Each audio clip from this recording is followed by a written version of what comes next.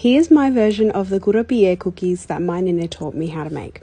So these are the perfect little accompaniment for your afternoon coffee or tea, or just to have during Ramadan, because they are absolutely delicious and not too heavy.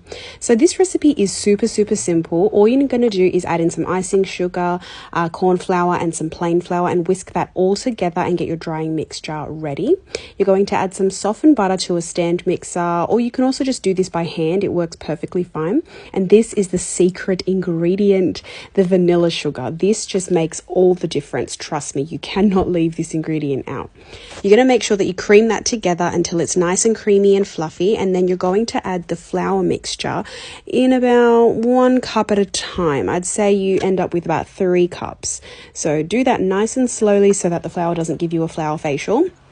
And then you're just going to make sure that's all nice and combined. Now the mixture should not be sticky. It should kind of slightly come away from the bowl, which you'll see in a moment once we've added all of that flour. You're going to mix that really well. And there's no egg in this recipe, so it's an egg-free biscuit. Very similar to a melting moment, but honestly 100 times better. So I'm going to take the dough out of the bowl, and it doesn't stick to your hands at all. That's how perfect this dough is. Very forgiving as well.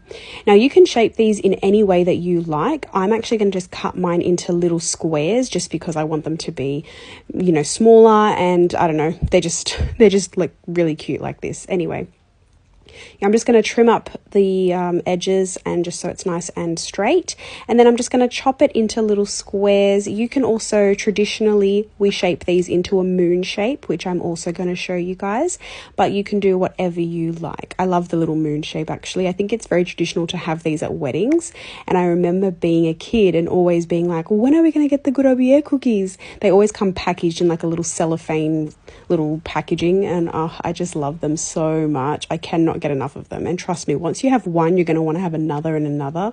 They're like a magic cookie. They literally melt in your mouth. So there's all of my cookies, nice and baked. They're not perfect, but you know what? This is homemade biscuits, and you know what? It does not matter. Now you need to generously lather these up with some icing sugar. This is how they're traditionally eaten, and I'm not going to argue. And here's Monzi trying his first Kurabiye cookie ever. I think he was rather impressed.